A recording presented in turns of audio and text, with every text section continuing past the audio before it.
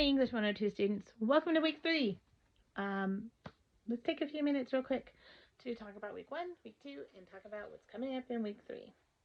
Week 1, we talked about academic reading. Week 2, we talked about context and contextomy. All of these things that we are learning about in the weeks leading up to when we start getting into literature are things I want you to file away because you're going to use them. That's the whole point. We're building a foundation. So week 1 we talked about academic reading, and I hope that you all, judging by the discussion post, it seems like y'all got it. You're going to do fine. So when we're doing, especially when we're looking at our research, for a research paper, we don't want to sit down and read all like 30, 40 pages of a paper to see if it fits for a research paper. A lot of them have an abstract. They should have an abstract that tells you an overview of what the story or the paper is about. And then if you're like, yeah, that works, no, that doesn't work, maybe that works, then you're going to skim through it and see what works for you, and then you can deeply read it. So there's just kind of layers on there. As far as academic reading, when it comes to reading the literature that we're going to be reading, you're going to be like really digging into things and looking for literary devices and the different lenses that you can view it through. So I will tell you also that even though if I've read a book like Jane Eyre, for example, I read Jane Eyre in British Lit forever ago when I was at MPC, and I read it academically, so I have notes, like annotations in my book and everything, and I love the book. I can still go back and read that just for the story and not have to dig too deep into it. So there's different levels of reading. I also want to thank you all so much for being so kind to one another, being open-minded when it comes to talking about context and contextomy, especially contextomy with the examples that a lot of you shared, which were all fantastic. I am not worried about you guys at all. You're all doing great. So context. So not only is it important for us to understand like the context of a news story, so we're going to look at the context of literature that we're reading. So I think I've used Huckleberry Finn as an example before because Mark Twain uses very specific language in there that maybe now we don't use. But we have to understand the context, the time in which it was written, or the time in which it was written about, like it was set in. So you see this a lot. So we're going to look at like the historical background, and I know we have a history major in here, and you'll see a lot that history and English are really like not just English but literature and art are really intertwined with each other, because history will tell us here's this event, here's the dates that happened, here are things that were happening around it, because like history is really to like think back to like high school history, like world history. You have so much to get through that they're like, there's this, here's a couple paragraphs about what happened and the people and all of that, and then you move on to the next thing.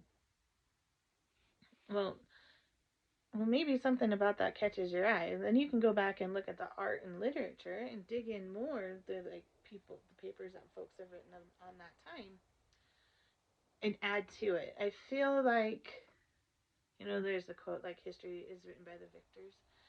And I think that is true to a certain extent. So then we look at the literature and the art that come from that period and we see, oh, yeah, that's a little different. So I'm excited for you guys to start digging into some literature this semester. We've talked about contextomy. I think you guys had some great examples. Now, it is really, I've seen it done before where you take part of a quote from an article that you read and you use that part, even though the rest of the article really doesn't support your argument, but though that specific set of verbiage does, that is contextomy, and if you use that in your paper, I'm going to be really sad. Please don't do that. Like, please. As far as discussion posts, like, everything that you guys are posting is looking great. You guys obviously did really well in your 101 classes because you learned a lot and you are writing nice substantive posts and you're getting everything in on time. Oh, just a note about that too. No matter what Moodle the thing tells you at the top, all discussion initial posts are due Wednesday by 11:59 p.m. Your response to at least one classmate is due Friday by 11:59 p.m. Moodle likes to be weird. It likes to delete things. It likes to change due dates even though I set them. So Wednesday and Friday. Always, always, always. And your assignments, like your actual like writing assignments, are always due Sunday of that week by 11:59 p.m. So Moodle likes to drive me crazy, and that's okay. So also, I like to hide in little tidbits of like extra credit. It's not a lot. There's a couple points here and there. A lot of your extra credit is going to come in the videos that I post as a supplemental thing for the week. And I will tell you what that is in a little bit. And then anything that I type up like an announcement, look in there to see if I put something for extra credit. So coming up on week 3, we are going to talk about literary canon, literary devices, and literary elements. I am really excited for you guys to get into this. So we're going to talk about things like onomatopoeia. Any onomatopoeia is an onomatopoeia, but onomatopoeia are things like you see like in a comic book where they write out the action. So they're like pow, and it has like a word bubble and it says pow in it with the punch. That's an example of an onomatopoeia. And then you're going to also learn about local color and realism. So local color and realism go together. So realism is going to help you to connect better with the story, as well as local color is also going to do that. Mark Twain is like the king of local color because of the way that if you've read Huckleberry Finn, the way that Jim talks is different from the way that Huck talks, is different from the way that somebody else talks. And that makes it real. That's the realism and it's local to that area.